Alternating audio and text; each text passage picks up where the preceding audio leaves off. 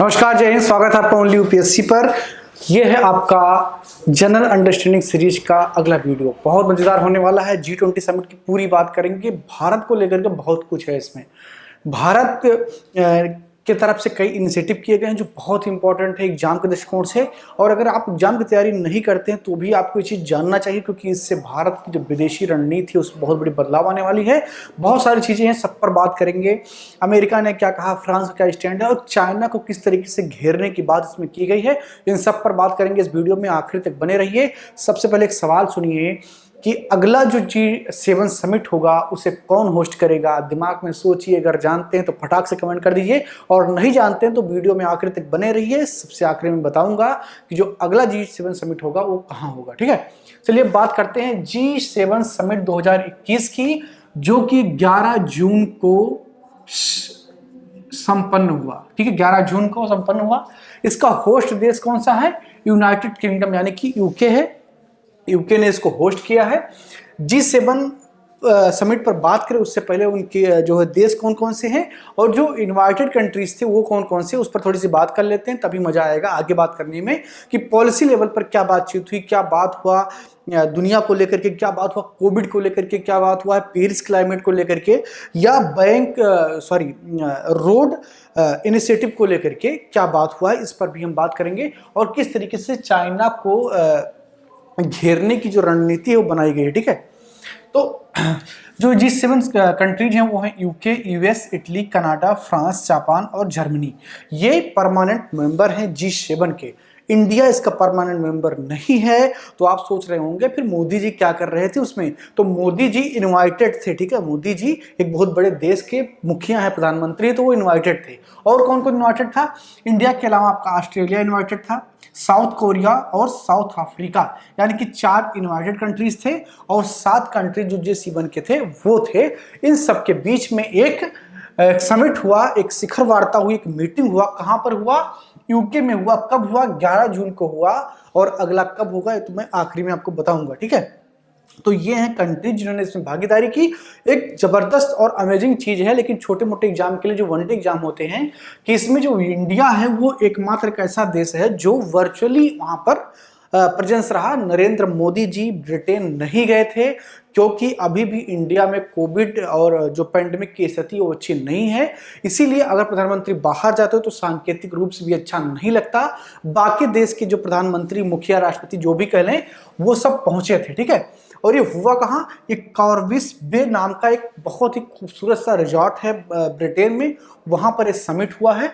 और जो उसका डिक्लेरेशन हुआ है, जो उससे बातें निकल करके आई हैं, जिस पर एक आम सहमति बनी है, उसको कहा गया है कॉर्विस बे डिक्लेरेशन। तो इसको याद कर लीजिए वन लाइन में कि G20 समिट 2021 का जो बात निकल करके सामने आई उसको किसके द्वारा प्रस्तुत किया गया? कॉर्विस बे डिक्लेरेशन के द्वारा। ठीक है, इसके अलावा एक थीम भी है G7 समिट की इस बार की। उस थीम को भी आपको जानना चाहिए। अगर आप नहीं जानते हैं तो आप वीडियो में आखिर तक बने रहिए। थीम को भी मैं आखिरी में बताऊंगा। वैसे तो थीम को शुरुआत में बताना चाहिए, लेकिन मैं आखिरी में बताऊंगा इसलिए क्योंकि आप वीडियो में रुके रहें। अगर आप वीडियो में आखिर तक रुके रहेंगे तो बहुत सारी जबरदस्त चीजें आपको पढ़ने को मिलेंगी। ठीक है, तो पहले बात करते हैं कि मोदी जी ने वहां पर क्या क्या बातें कही, इंडिया का स्टैंड क्या रहा। ये सबसे ज्यादा इंपॉर्टेंट है आपके लिए। आप चाहे पढ़ाई कर रहे हो, तैयारी कर रहे हो या ना भी कर रहे हो, ऐसे भी देख रहे हो, तो आपके लिए इंपॉर्टेंट है ये। तो सबसे पहली बात जो मोदी जी ने उठाई वो है पेरिस क्लाइमेट चेंज को लेकर के। पेरिस में एक जलवायु समझौता 2015 में हुआ, जिसमें सभी दुनिया भर के तमाम देशों ने बैठ करके ये इस बात पर सहमत हुए कि जो ग्लोबल वार्मिंग हो रहा है, यानी कि जो पृथ्वी का टेम्परेचर बढ़ रहा है, जिससे बहुतेरी समस्याएं उत्पन्न हो रही हैं, उसको मैनेज किया जाए। कैसे मैनेज किया जाएगा? अपने कार्बन इमिशन को कम करके, अपनी ऊर्जा जरूरतों को मैनेज करके उसे पूरा किया जा सकता है। अब इस समझौते को तो हस्ताक्षर कर दिया गया, एक अंडरस्टैंडिंग बन गया कि ठीक है हम करेंगे, लेकिन करता कौन है? यानी कि कथनी और करनी में हमेशा इंसान में अंतर रहा ही है। ठीक है, लेकिन भारत ने मजबूती के साथ उस क्षेत्र में काम किया। और आपने देखा होगा कि कुछ दिन पहले भारत और फ्रांस ने मिल करके सोलर अलायंस किया और भारत ने नरेंद्र मोदी के नेतृत्व में सोलर पर बहुत काम किया है और सोलर एनर्जी को एक तरीके से यूटिलाइजेशन पर मोदी सरकार ने बहुत ज़्यादा जो है जोर दिया है और उसका फायदा इंडिया को मिल रहा है। तो उससे हुआ क्या कि भारत की जो कार्बन एमिशन है या कोयले पर जो उसकी निर्भरता है वो कम हो गई। ठीक है, तो मोदी जी ने सांकेतिक रूप से घेरने की कोशिश की उन देशों को। यहां इन्होंने केवल G7 की बात नहीं की, इन्होंने G20 नेशंस की बात की कि G7 छोटा एक ग्रुप है, G20 के जो देश हैं उन्हें पेरिस क्लाइमेट चेंज में जो एक समझौता हुआ था उस पर सीरियसली काम करना चाहिए। तो एक रिमार्केबल काम था। और जो पेरिस क्लाइमेट चेंज में पृथ्वी के टेम्परेचर को मेंटेन करने की बात थी, वो कितनी थी, 1.5 डिग्री सेंटीग्रेड से ऊपर नहीं जाने देना है, ये बैठकर एजेंडा बनाया गया था। आप कुछ दिन पहले आपने देखा होगा कि जो अमेरिका के राष्ट्रपति थे इससे पहले, बाइडेन से पहले, डोनाल्ड ट्रंप, उन्होंने पेरिस जलवायु समझौते से अपने आप को बाहर कर लिया था।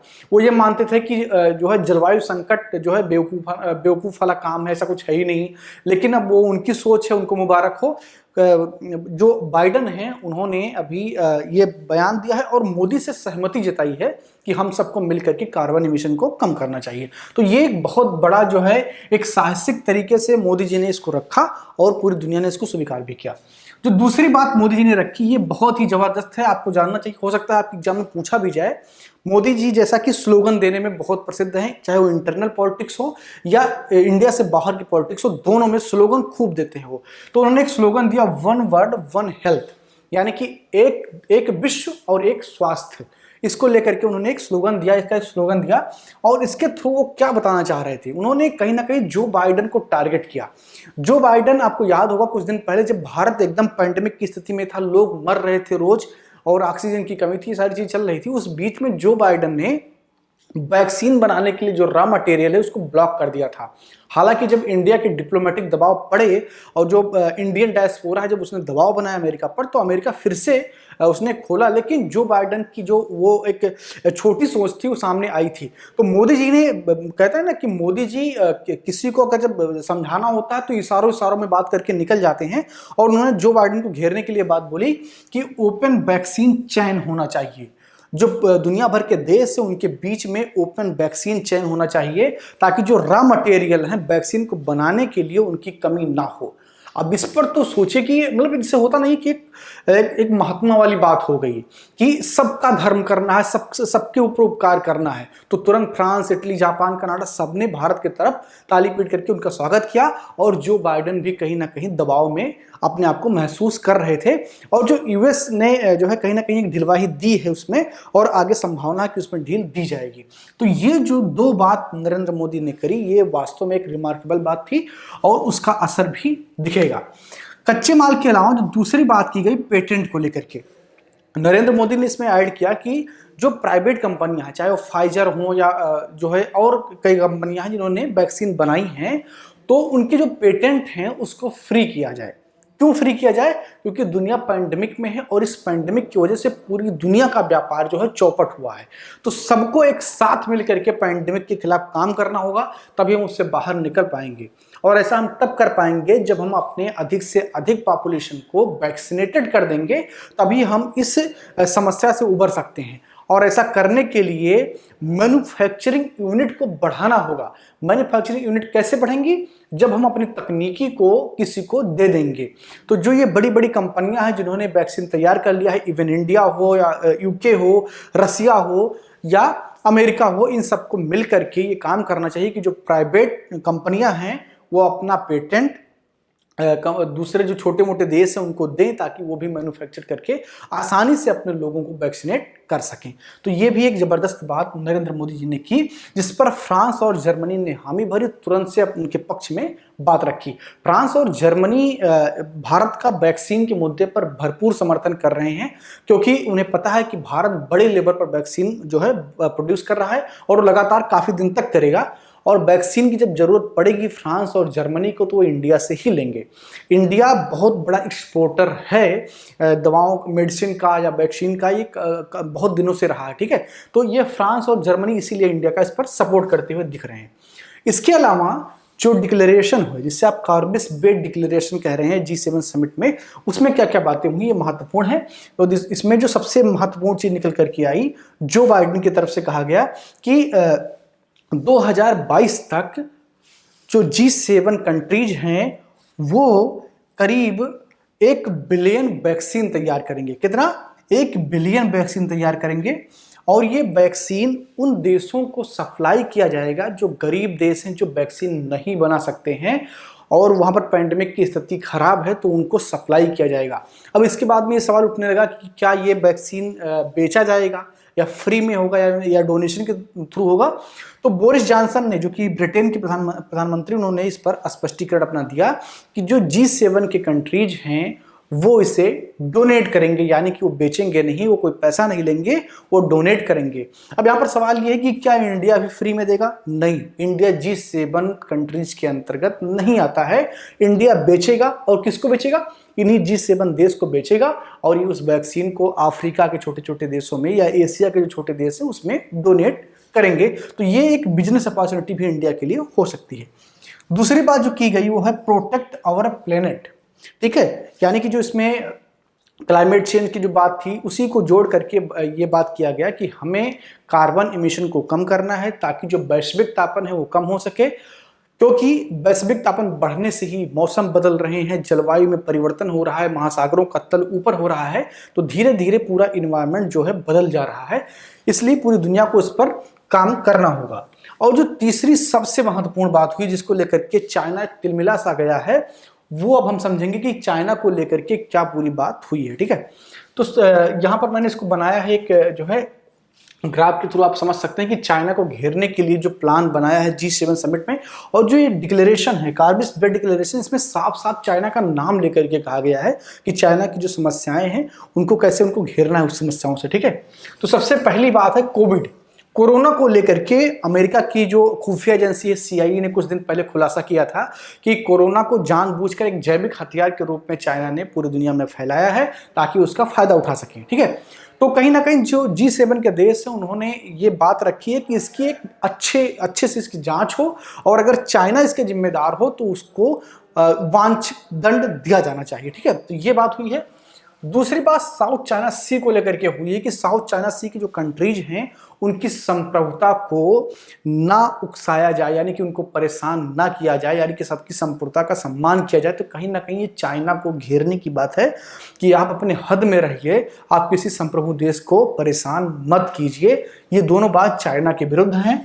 इसके अलावा जो उइगर मुस्लिम हैं, जो जिनजियांग प्रांत में चाइना के रहते हैं, उनको लेकर के एक व्यापक रूप से जो है यहाँ पर बात की गई। जो उइगर मुस्लिम है, उइगर एक मुस्लिम समुदाय है जो कि चाइना में रहता है। अपने पड़ोसी यानी कि जो पाकिस्तान है ये तो कभी नहीं बोलेगा इसको मुस्लिमों का नेता बनना, लेकिन उइगर इसको दिखते ही नहीं है। मतलब कितना कोई दोगला हो सकता है कोई पाकिस्तान से सीखे।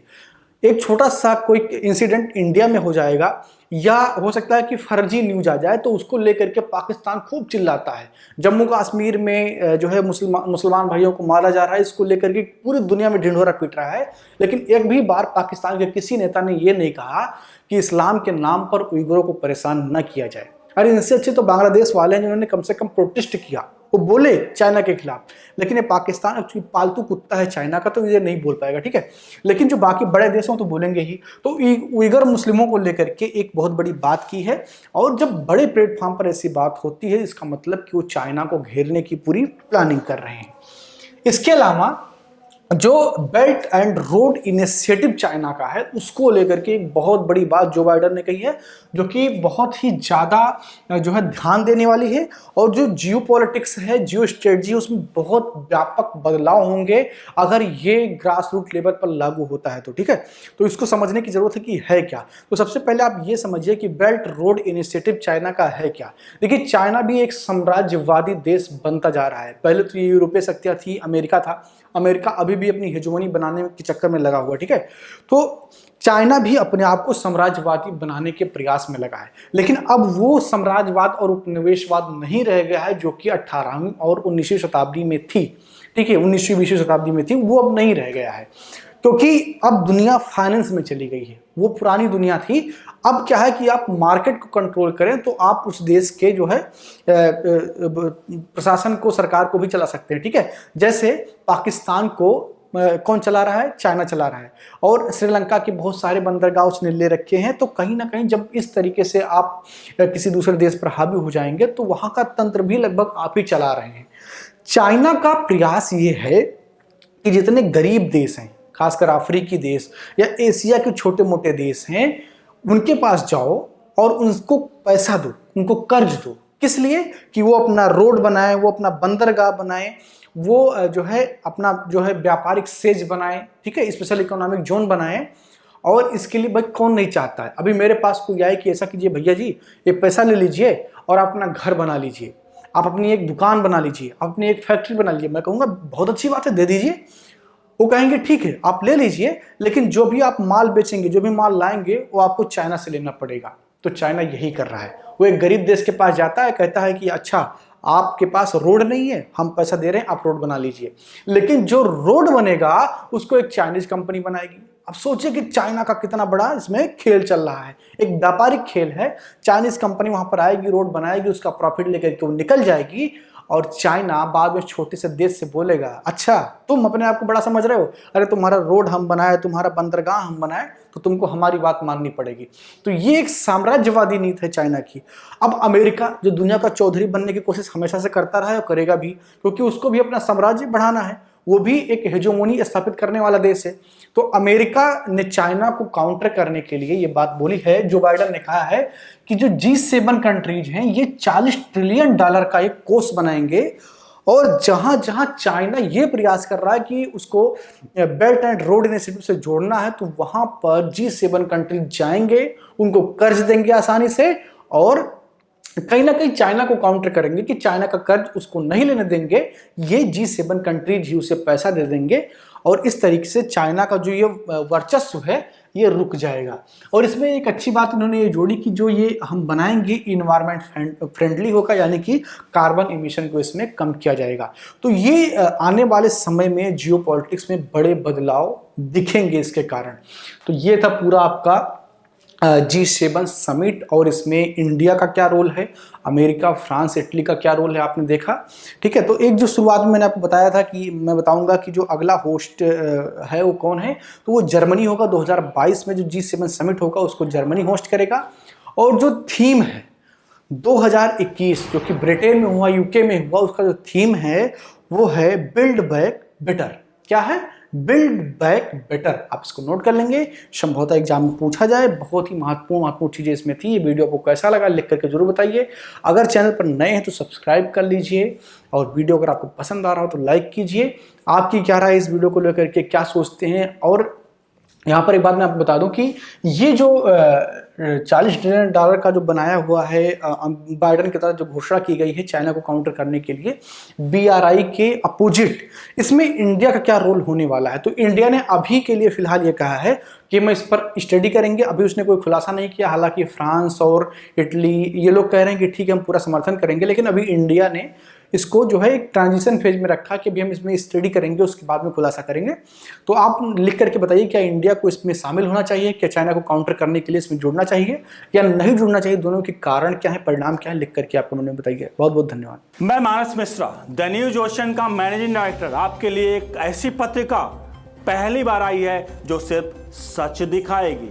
कृषि कानूनों पर मचा है घमासान, हो रही हैं मनगढ़ंत बातें। मैं अंकित मिश्रा, पढ़िए मेरा आर्टिकल इस मैगजीन में फैक्ट के साथ। यूपीएससी के एस्पायरेंट समझे हर मुद्दों को गहराई में जाकर के। इस नए लेख में आपको मिलेगा नए संसद भवन के निर्माण से संबंधित सारी जानकारी।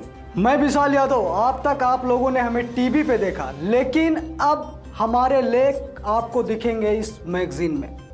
मैं Ranjit Prasad, reporter the news ocean. हम आपको दिखाएंगे किसान आंदोलन के बीच में जिहादी कांड। सब्सक्राइब करें द न्यूज ओशियन, खबरों का समंदर।